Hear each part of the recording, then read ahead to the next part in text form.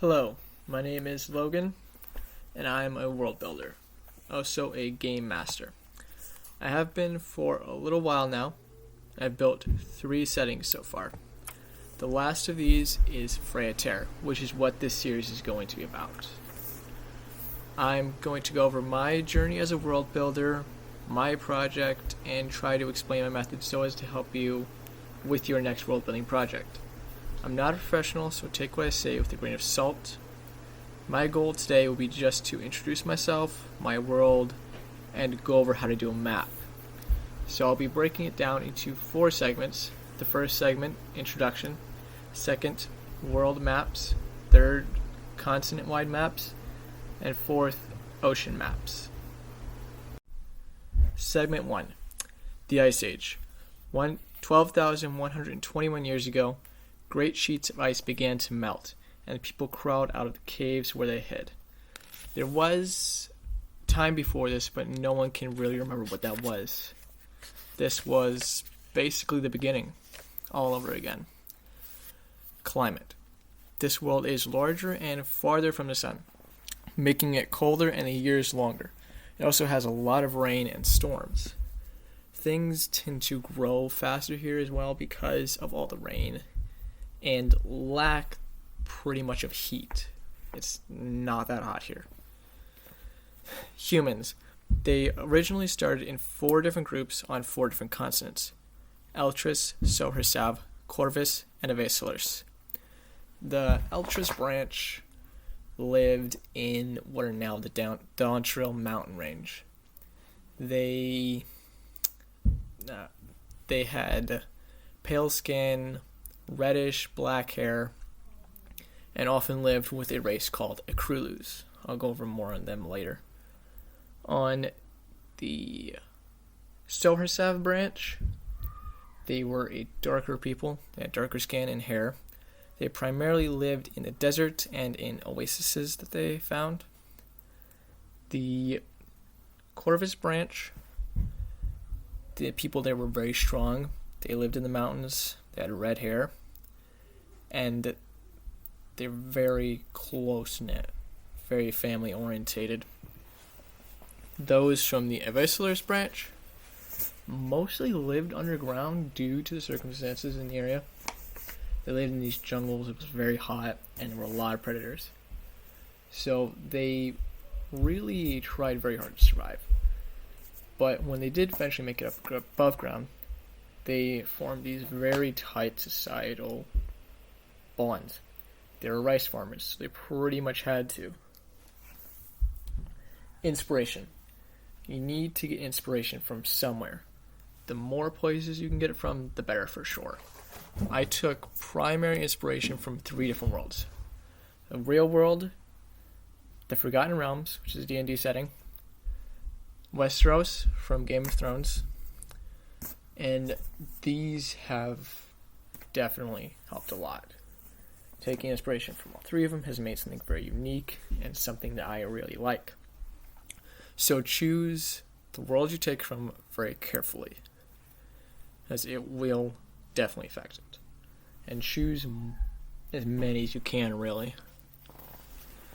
Races. I wanted a huge world full of all different types of races, stuff, so I could tell a bunch of stories from different perspectives. I went with a bunch of races, including but not limited to humans, elves, dwarves, dragonborn, minotaurs, yunti, kauto, kunai, harpies, ogres, and orcs. Do not feel bad if you don't understand what some of these races are or know what they are. Some of them are homebrew, some of them are just not that common. I will definitely explain more about them in the next episode. I'll be going over races then. And also explain how to choose the races that you're going to go with.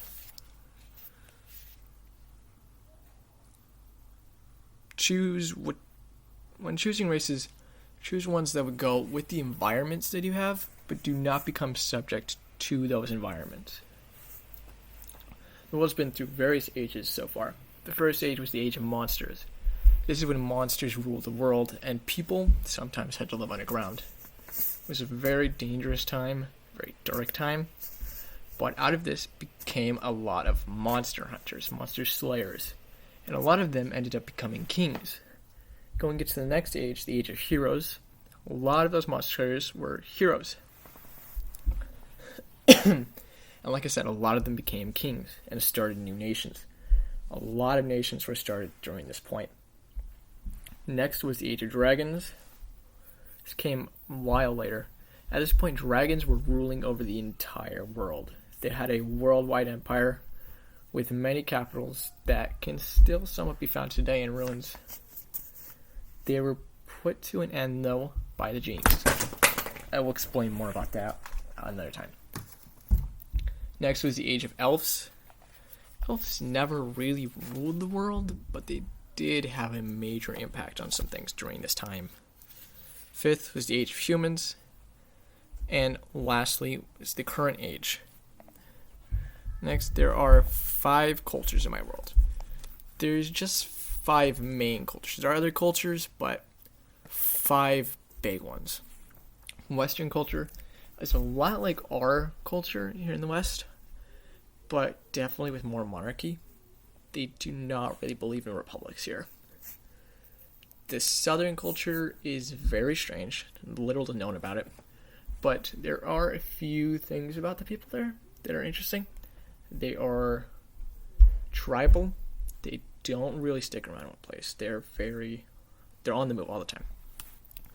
And they love certain animals. Certain animals are very important to them, like wolves, rabbits, scorpions, those sorts of things. It's kind of strange. Northern is very similar to Viking culture, but few races actually practice this sort of lifestyle, besides minotaurs and frost giants. It's very big with them. Eastern culture is very much like our Eastern culture, but the families are built differently. The family structure is different, and there are a lot more dragons. Other than that, it's a typical thing. It's Eastern philosophy, rice farming, and other things. I'm not trying to put down Eastern culture, I just don't know a lot about it. But that is one of the big cultures here. I'll definitely look more into it when I tell a story there. Finally, there is the Central culture, which is very similar to Middle Eastern and African culture. But there's a lot more herders there. Sheep herders, horse herders, that sort of thing. A lot of this area is much like the Russian steppe. So there's just a lot of farmers, basically. There are deserts as well and oases, like I said before. But it's not as big, especially towards the center of the continents, where it's a lot of sand and plains. Languages, there are a host of different languages in this world. Over 100. Just tons of different dialects of things. There are people splitting off, going their own directions, doing their own things. Dialects change. Elves have a bunch of different languages because they are just not all related. They all went their own way, did their own thing. There's 23 or so different human languages. Just so many different types of humans that are broken off from the 4 main groups. Draconic has been split into 7 different dialects. Vandan is one of those. Vandan is spoken by the Dragonborn, but not universally. There is a different dialect for each different type of Dragonborn, so there's like 10 or so different dialects. They're all similar, but they do not sound the same. You can kind of speak to one with different dialects, but it's hard. Languages are also a good way of showing who is related to who, and the power of a country based on how many people speak that language. Currency is similar. There's about 50 different currencies in this world, made from all sorts of different stuff.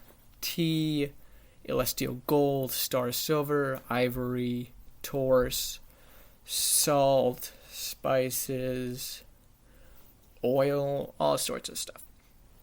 Salt is kind of recognized as a worldwide currency, but different countries have different prices on it and how it works. But it basically can be used anywhere.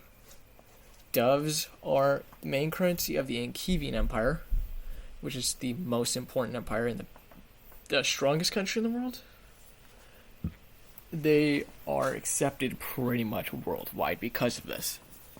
Because that nation is just so strong. It's able to export its power and its currency and its language all over the place. The main language is Swantol, and the main currency are doves. You can just see how important they are because it is so common. The Inkivian Empire itself. So, this is a very powerful nation. It has been the apple of my eye during this project.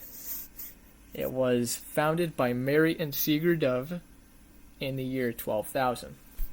It is built of 14 different crowns. Crowns are like nations, basically.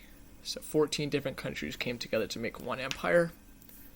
There are a couple different territories too that are owned that aren't full nations, but they basically are. Currently, it is ruled by Carrie Ann Dove, the 5th monarch. This is also the place where most of my campaigns start out. The non-literal center of the world. The current state of the world is young. It's definitely before the invention of black powder. I would say early 1500s if this was real world time. Most of the world has been explored. Most of the outer edges of the map filled in, but there are still a lot of dangers out there. A lot of things people don't understand. And a lot of places that are just uninhabited for various reasons. I'm sure there are reasons. Medicine is pretty advanced at this point. Still mostly just herbalism though. Black powder has not been invented, like I said. Technology hasn't really been invented. But they are definitely coming along.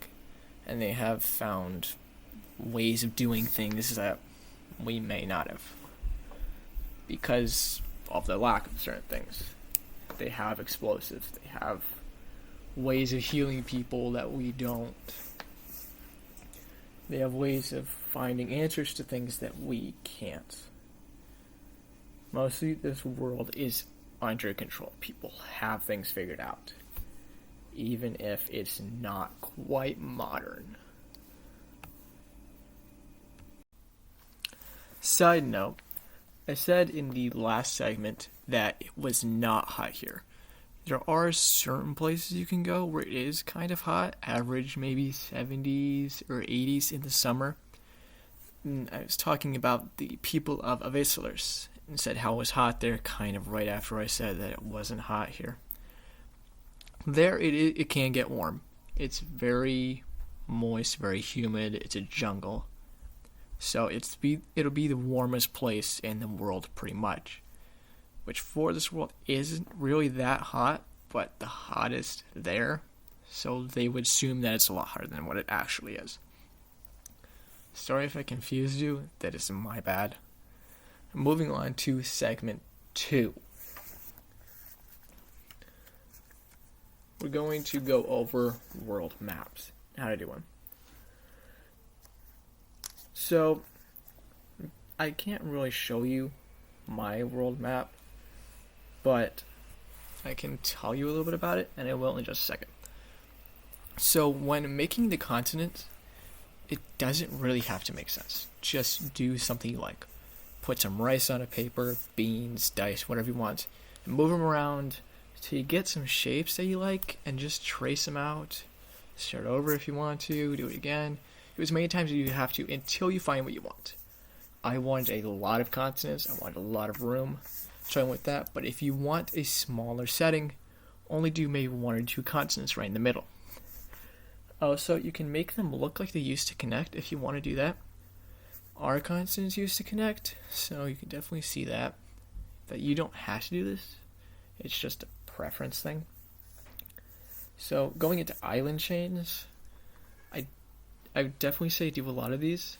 They make things look really good, but do not do too many. Do not fill up the entire ocean with islands. It'll become way too much, way too quick, and you will not be able to keep up with it. So choose a couple spots that look pretty empty. Make a big island. Make a couple of other islands surrounding it. Maybe make them look like they're part of a chain or something. And just do what you're happy with. But just do not do too many. Otherwise, you will probably regret it later. Though you could always just start over.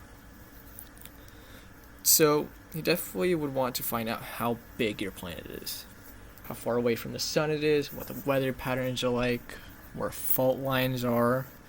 This will decide like where continents may have split, where mountain ranges will be, how long your years are, which are important for making calendars.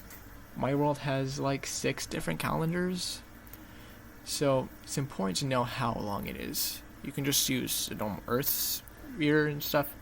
That will definitely work. Probably recommend doing that. Find out which way the wind blows. My world, it is southwest, like the real world. At least I think it's like the real world.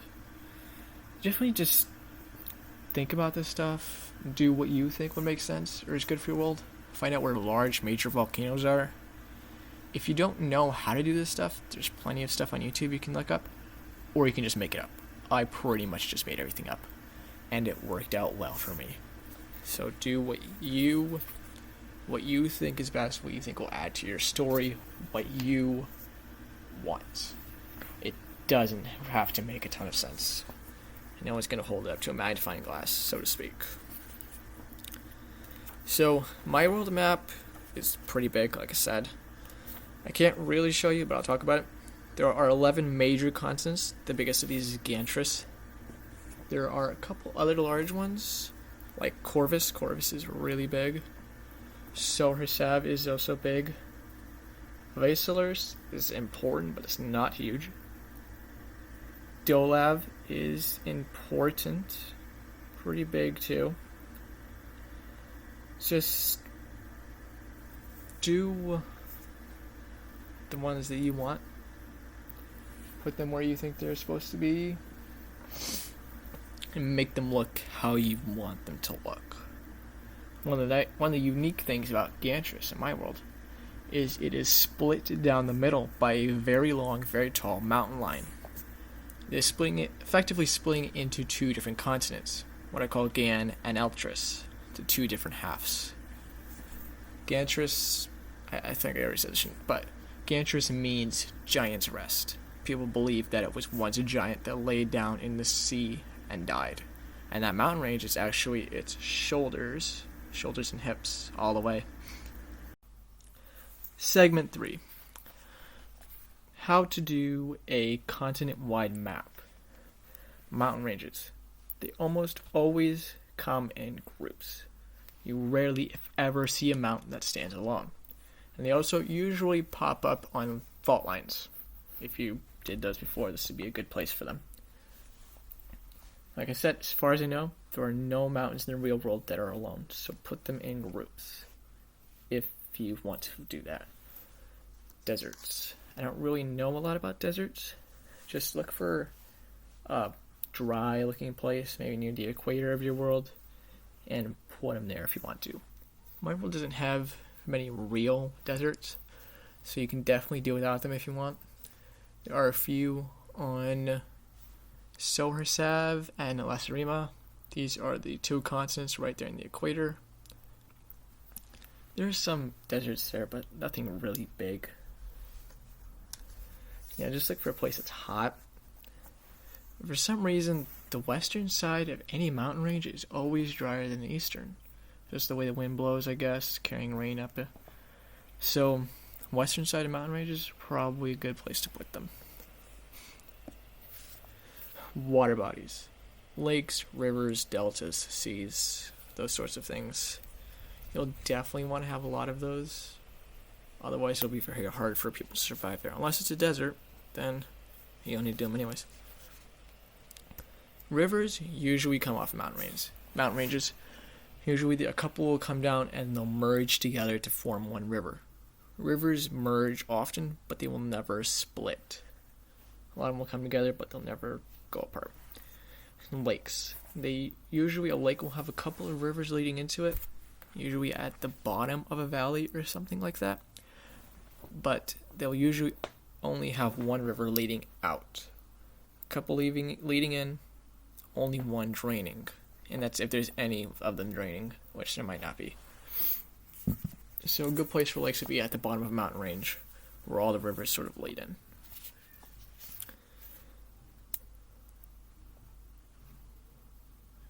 Deltas. Deltas are where a river leads out into the ocean or a sea, and the current of the river does not match up with the current of the ocean. It's either much faster or much slower.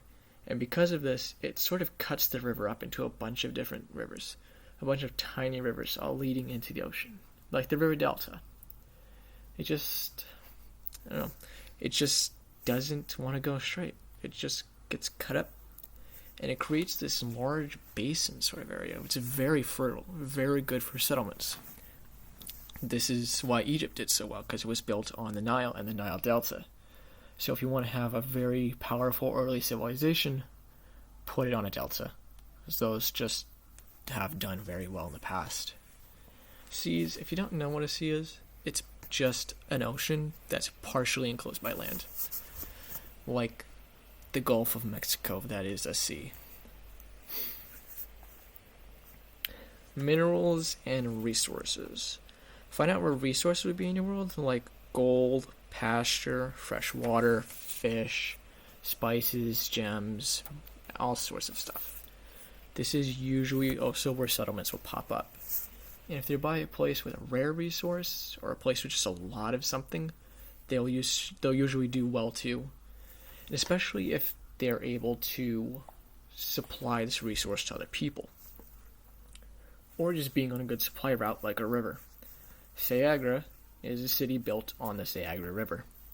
And it's done very well historically because the river is just huge and it leads all the way out into the ocean. So they're able to have ships come up and down this river all the time and just trade with everybody. Trade is a very big determiner when finding out who will be wealthier than others. Sayagra has done well, even though it is very small. It has remained independent because nobody's been able to take it. They've done so well. Sayagra is also a fictional city in Fraya, Terre. It's not a real world place, so don't look it up. Gantris. This is one of my fictional continents.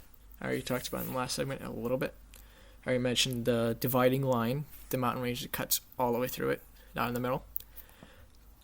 The lower half, though, of Eltris has a lot of fertile land, a lot of plains.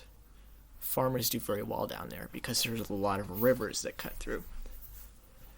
The whole thing is split in half, north to south, by the Sayagra and the Vayagra, which are two rivers that they're often called the twin rivers because they run just alongside each other, all the way through the north and in between the north and the south of Eltris, effectively cutting it in half. But they're a lot easier to cross than mountains. Gantris is also a lot like Europe and Asia like this because there are two continents that are connected, but the dividing line is much clearer. In the north, there is a lot of woods as well, more so than the south. People are able to do well pretty much anywhere here because it is fertile. It's a very welcoming environment, but it stretches very far to the north and the south. The north is pretty much there at the top, making it very cold, and the far south can also get pretty cold because it is right there at the bottom. So, there's a lot of variety in this place.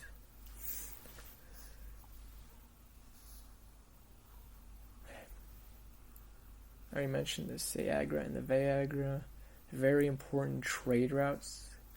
Volcanoes are also important to mention. There's one volcano way at the top of Eltris. It's a very big volcano, but it's not very active. It's also not named because no one's really brave enough to build a settlement there. Everyone's kind of scared of it, pretty much.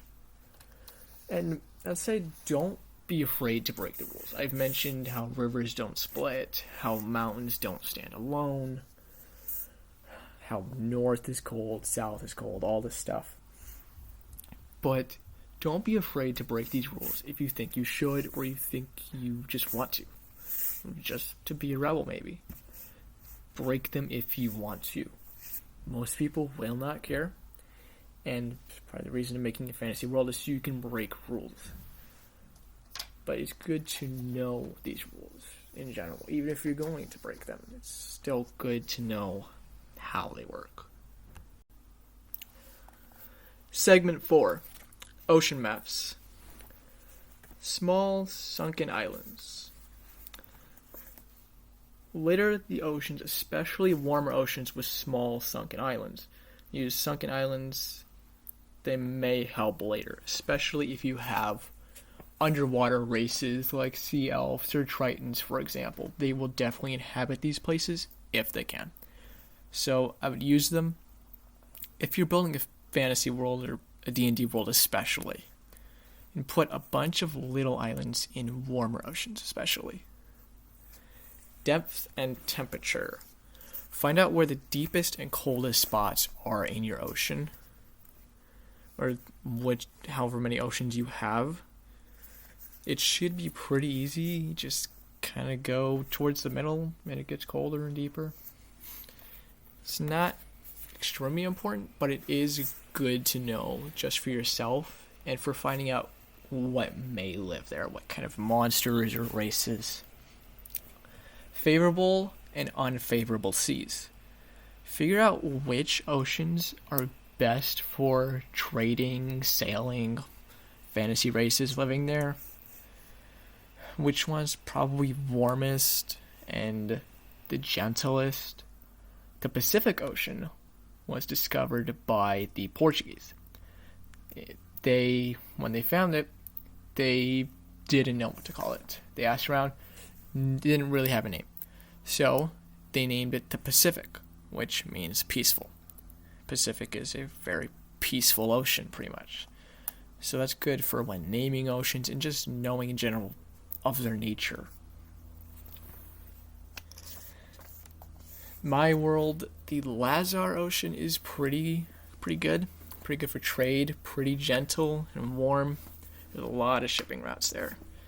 The Everflow Ocean, however, is not that great. It's very big, very cold. No one's ever traversed the whole thing successfully. No one's ever made it from one end to the other. A lot of people believe that it just goes on forever. That's why it's called the Everflow, because it flows on forever. It's also very dangerous. There are a lot of storms out there, a lot of monsters, things that just sink boats that go too far. That's why no one's ever made it. So definitely figure out which oceans are safe, which ones are good for trading, and which ones are best to be avoided.